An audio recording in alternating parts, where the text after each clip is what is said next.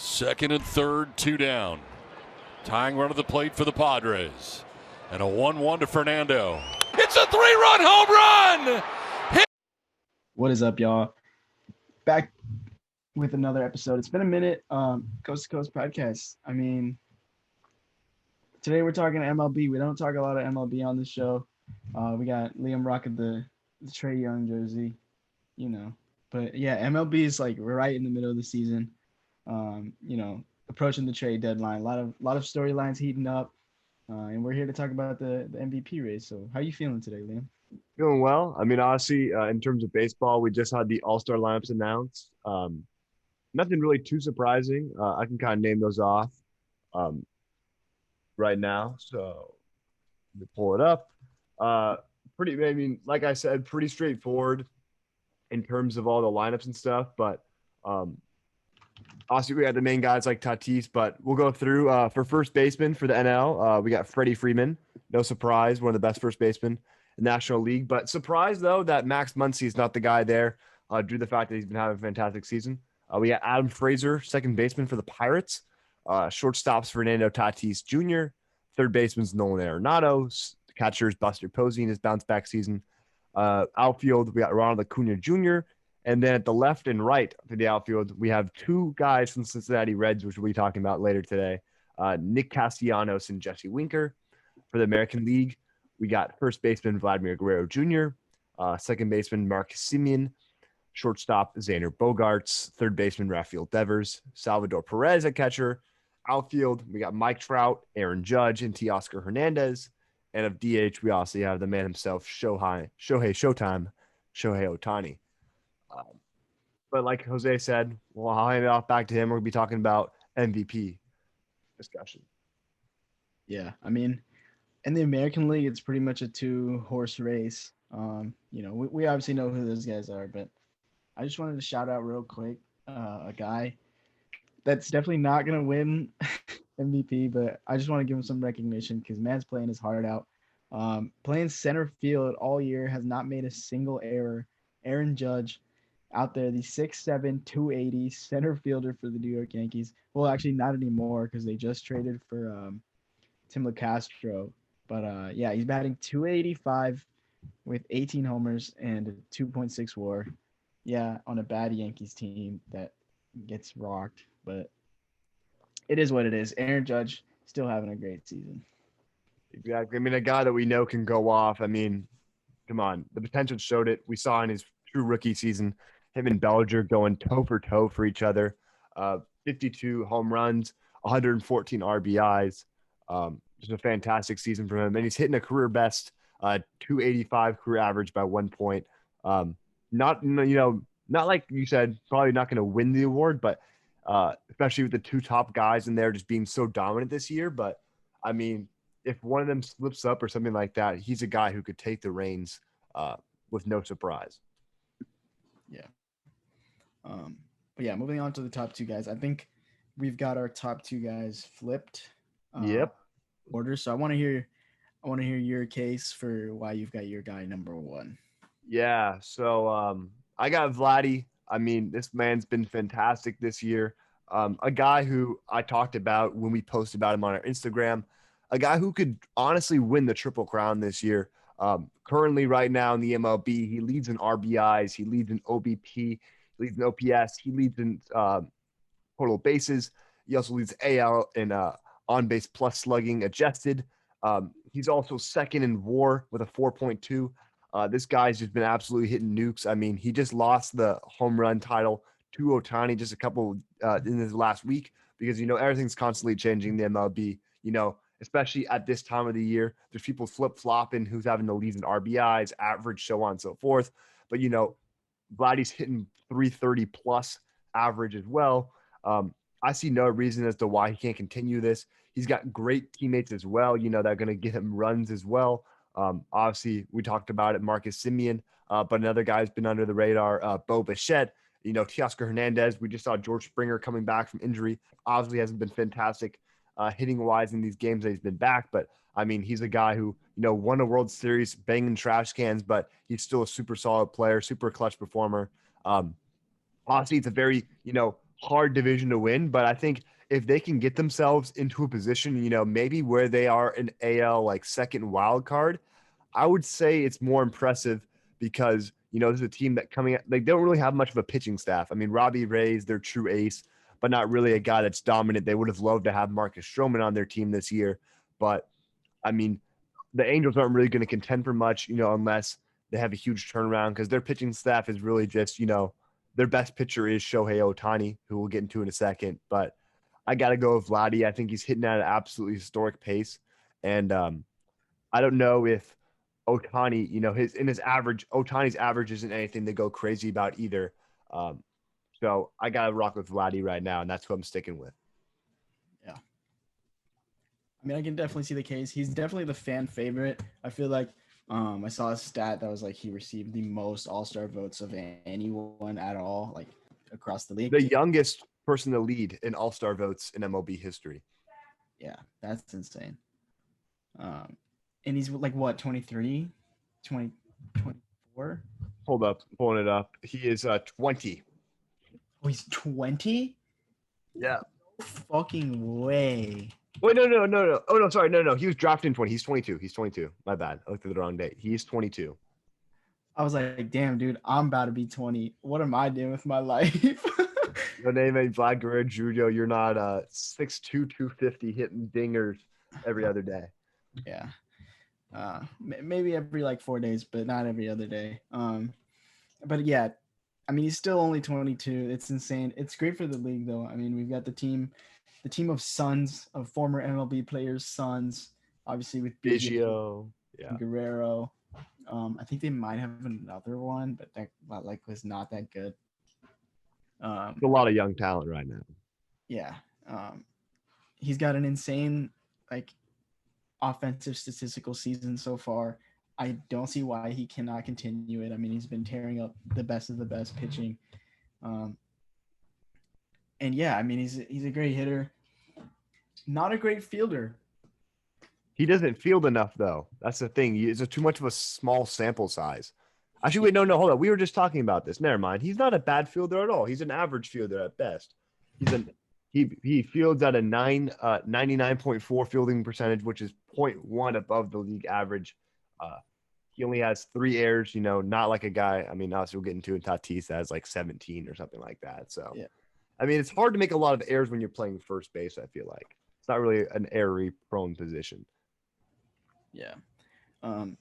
Yeah, my case for Ohtani, I mean, he's not got the best batting average. He's batting .277, but he does lead the AL in home runs. I think he leads the league in home runs. League. Yeah, he's got a damn near 5 WAR. He's got a 1.045 OPS, and I mean, he's still pitching pretty well. He's up there, in strikeouts with guys like he's got more strikeouts than Luis Castillo, Marcus Stroman, Zach Greinke, and a guy who's also been really hot this year, Kyle Gibson.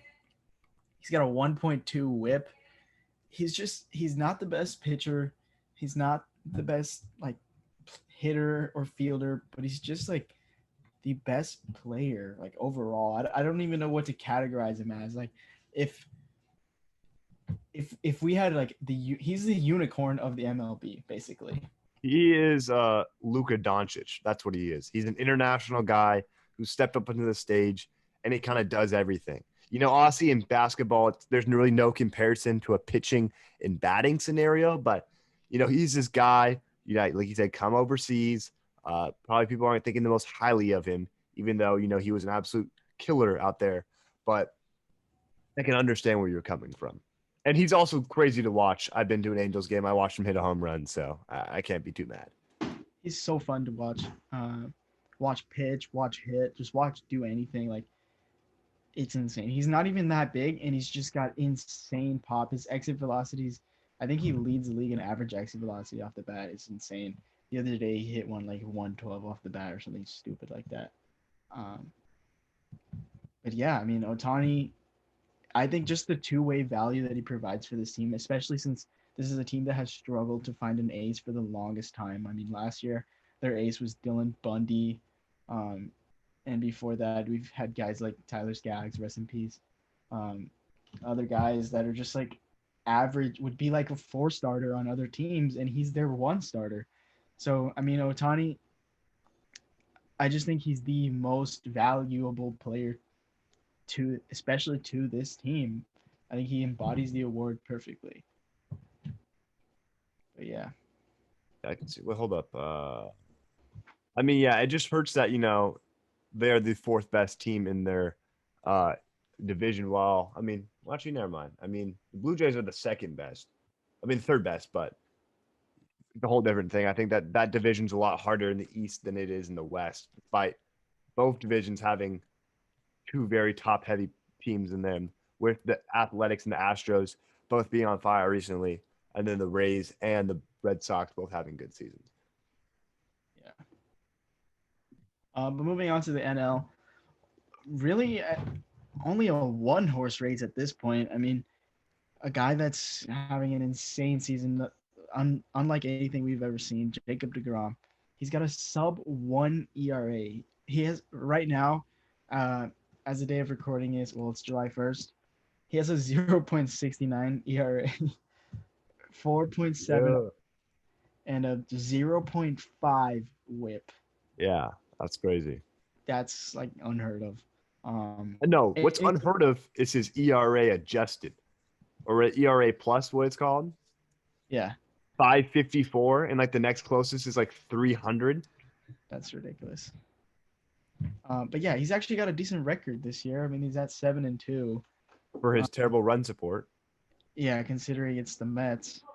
Got a case is Tatis, but he's leading the league in errors, and I don't think you can win MVP when leading the league in errors, especially at such a premier fielding position like shortstop. You don't have that. But I mean, he is like the new shiny face of the MLB. He's got the swag. He's got the swing. He's on the screen right now. There's a reason why. Yeah. I mean, just look at him. He's dripping. He's got the dreads. He's got the goggles.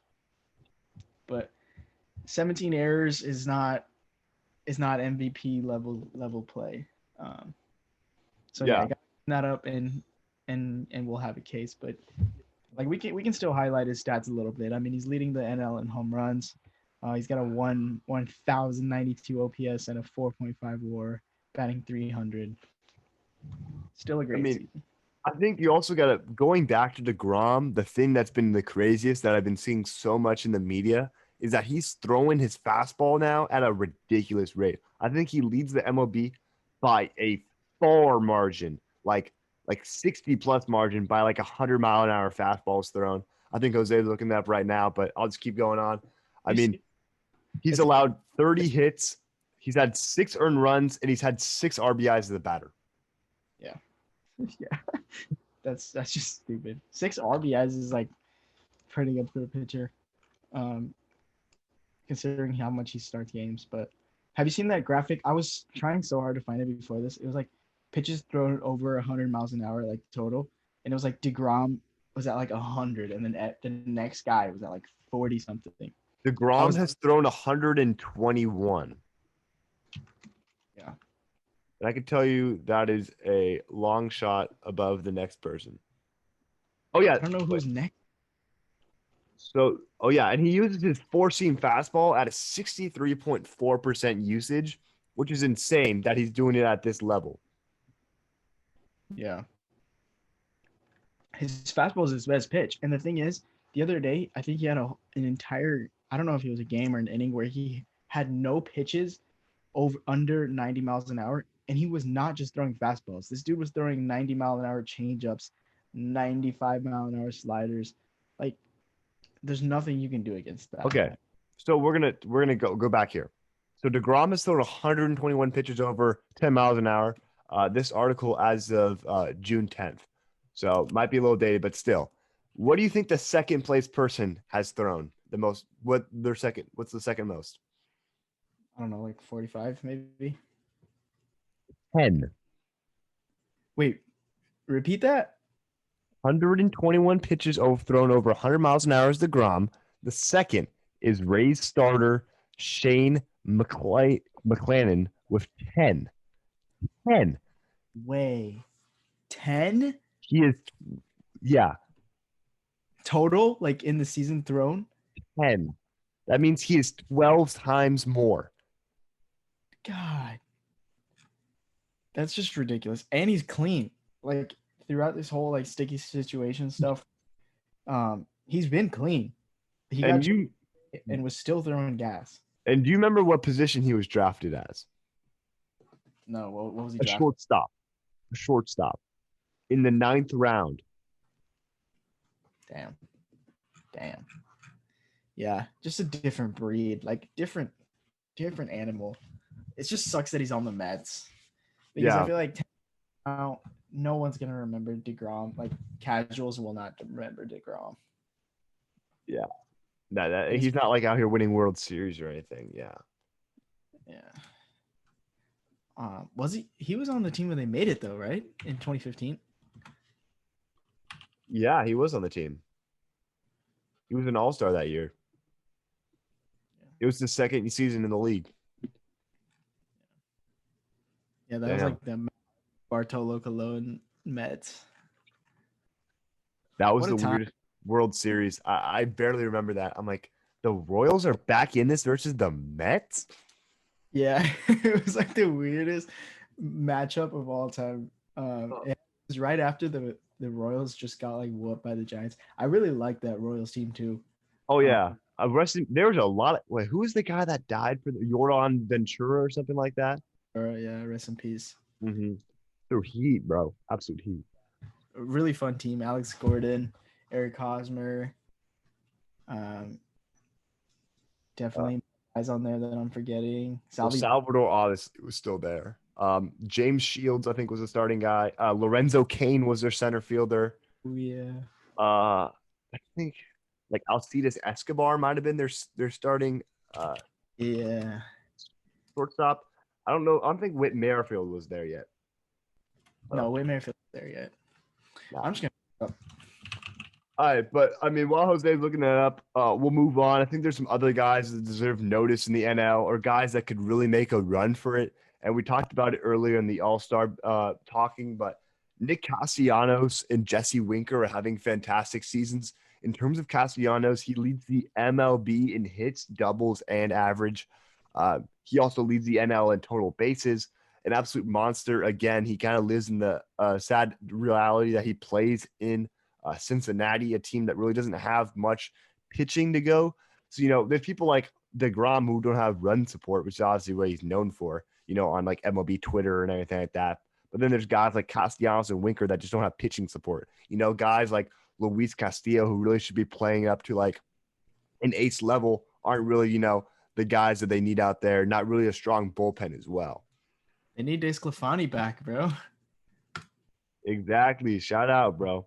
Absolute GOAT right now. Yeah. But yeah, Winker, Castellanos, it's insane that they're on the same team and they're just like correct at hitting. Oh, absolutely. And then some other guys, I mean, Muncy's been playing like the best first baseman. I mean, honestly, by his stats and his WAR and all that stuff. I mean, even though Freddie Freeman's kind of a bigger name guy, he won an MVP, right? He just won the last MVP for the NL. He's the current reigning MVP. Yeah, he's the current reigning MVP. I mean, obviously besides Vladdy for first base, but a guy in Muncy who deserves more because Muncy's he's far from the top dog in regards to like the star names on the Dodgers. I mean, you put Betts above him, you put Bellinger, you put Kershaw, Bauer. I would even put Turner over him. Who? Turner in terms of value. Seager. Jesus. And then I'd say him. I'd say you then say him, like in terms of big names. Yeah. He really gets overlooked all the time. A really like low key star. I mean, he's not that flashy. He kind of just goes up there and just does his thing. A guy that came in kind of out of nowhere a few years back.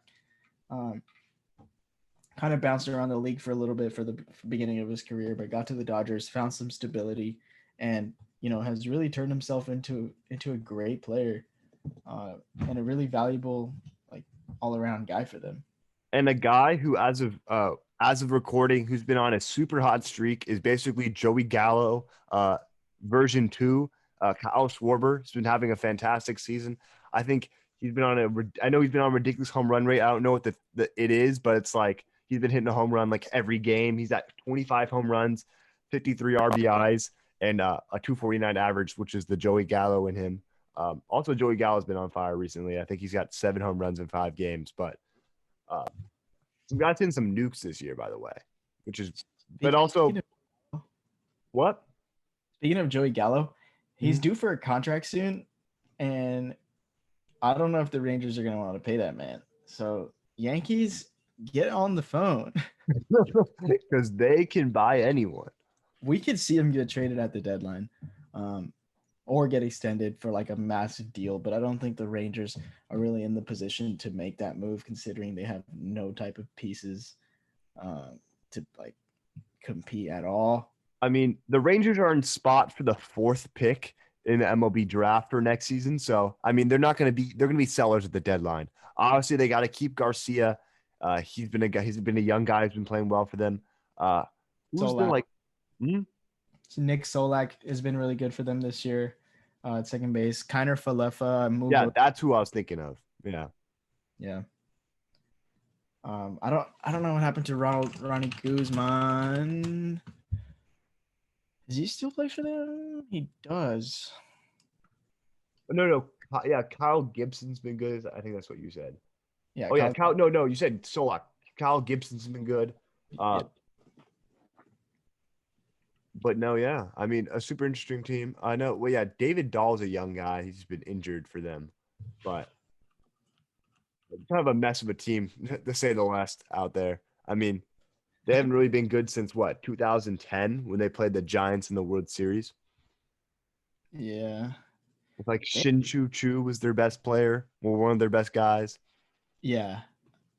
Dude, I feel like they haven't been good since like Alex Hamilton type shit. Oh, Josh Hamilton. Don't forget. Yeah, that just like opened a memory portal in my opinion.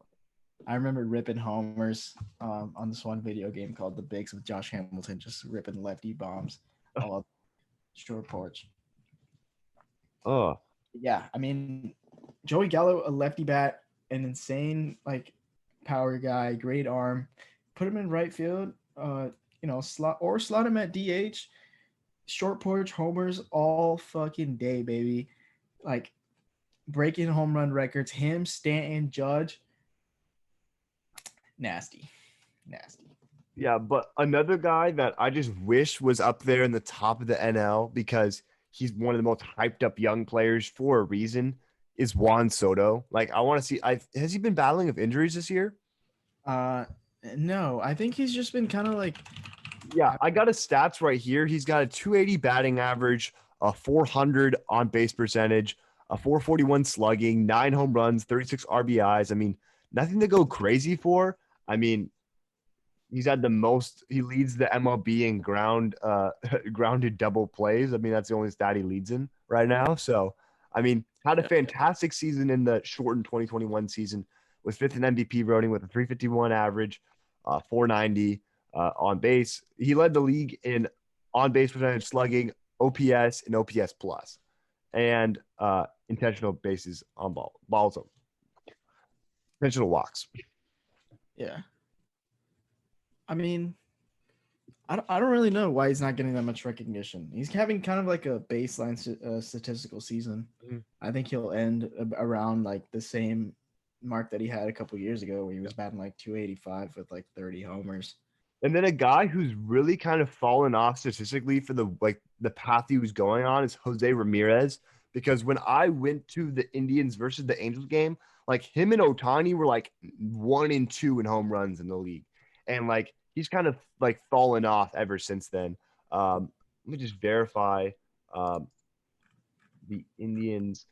But I think I saw a stat. He was like 0 for 6 in his last like 6 at bats, and then he had like a day where he hit like 2, and his batting average looked like okay.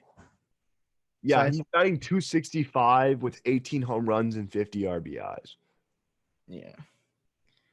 But I mean, he's a streaky guy, especially like season to season. Because 2 seasons back, he had an absolute like just horrendous statistical season, and then last year absolutely lit it up. Isn't he like regarded as one of the best like fielding third basemen in the league? I don't know if he's I up thought there. I've heard that because he's not fielding well at all this year. I don't think he's up there with like the likes of Chapman. Arenado? Bell. Yeah.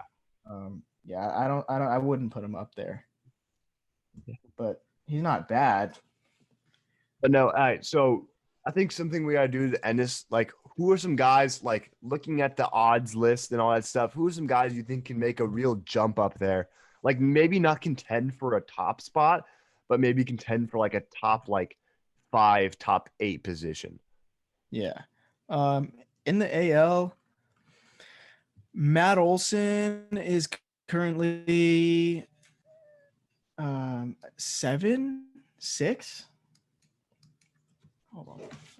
Matt He's at Olson, 7 right now. He's actually.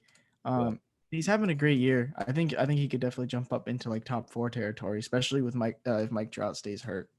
Mm-hmm. But in the NL, Ozzy Albies is low. Ozzy Albies definitely deserves to be above guys like Yelich, Lindor. I would even say Machado. But Trey Turner is always a fun guy to watch. He's like cycle man himself. Oh yeah, he's like developed a real like power swing now. Mm-hmm. But yeah, a couple guys like that. What about you? Now look at the list of people that I think could really make a jump. I mean, a guy that I would love to see start doing better is Yelich, but he's having a horrific season. I think he's got a 212 batting average, is what I saw today. Even though the Brewers are still like first in their division. But looking at I think I want to see Lindor turn it around, but I don't really know if that's possible. But I think a guy, I'm going to go back to the NL. I think a guy who really could be a trade candidate soon, I think could really climb up there is Trevor Story. I think he could really make a good push for the NL, like top 8 position, because he's one of the best shortstops in the league for a reason. And then I guess if I got to say a guy for the sorry, that was for the AL actually, no, the NL was Trevor Story, my bad. And then for the AL, if I could pick a guy, I think Bo Bichette's going to keep climbing. He's been having a fantastic season. A guy who definitely should be an all-star reserve at least. But those people in, what's it called? The Blue Jays have a really talented team. They got a really talented infield out there. I don't know who they're rocking at third base. I can't remember. But I know they got, obviously Vladdy. They got Semien. They got Bichette. And they got Teoscar and left or right. Super talented team. Wouldn't be surprised if they make a push out there in the AL for a wild card spot. Looks like they're rocking Biggio at third base. Oh yeah, Biggio. Yeah. So yeah, super really talented young core out there. Yeah, Biggio. But Biggio hasn't been having a really fantastic season. Also, Lourdes Gurriel's been having a good year. And Grichuk's been having a good year too. Wait, who? Randall Grichuk? Randall Grichuk, yeah. Mm-hmm. Yeah, their outfield is like super stacked. But yeah, maybe they could be buyers for like a third baseman. Well, necessarily who though? I don't see a reason for them to keep Grichuk he's been having a great season, but they just got George Springer back. So why not go after, a starting pitcher guy that can, they probably aren't going to be able to get an ace unless they want to go some prospects as well. But why not try and go after a pitching guy if they want to make a run in, a year where they're really starting to come into their own? Maybe not go for a guy that's like in his 30s or something, but go for like a young guy who maybe they can see blossom into something, maybe in the second half of the season.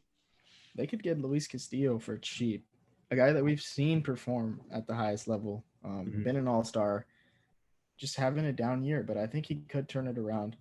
It's definitely go ahead. In Blue Jays, in Toronto, it's definitely a pitcher's ballpark. Yeah, they got Ryu and Robbie Ray, which I think are 2 solid guys in the rotation. Ryu, I don't think he's going to last a long time due to his being 34, but they really don't have like a young gun in this rotation.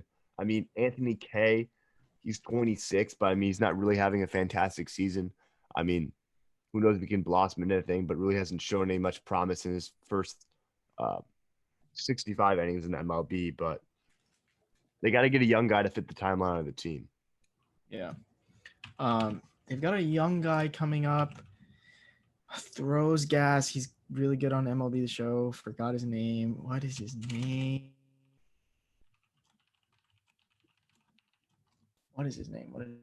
Nate Pearson. Yeah, but I don't think he's MLB ready. I think he's like still 2 or 3 years away from really making an impact on this roster. So, yeah, definitely buyers at the deadline. It will be interesting to see who they get in the coming weeks. Hey, go after a guy. I think he just did a shutout for the Rockies. Herman Marquez. Maybe they can buy someone like him. Obviously, a team like the Rockies who should be selling there at the deadline. Obviously, with Trevor Story. Who knows? Just blow it up, Colorado. Just blow it up. I mean, you haven't been good for. They haven't been good since the Modesto Nuts were their affiliate. So since they had Tulowitzki. But yeah, just blow it up. Blackman. Just get rid of everyone. Oh, Tapia's been really good for them. Maybe, come on, but I don't know. Even solid. Yeah, but yeah, I think that's gonna do it for this episode. Thank you for tuning in, and we'll be back with some more content soon. Of course. All right, make sure to follow the Instagram. Coast Coast Podcast signing out. Peace.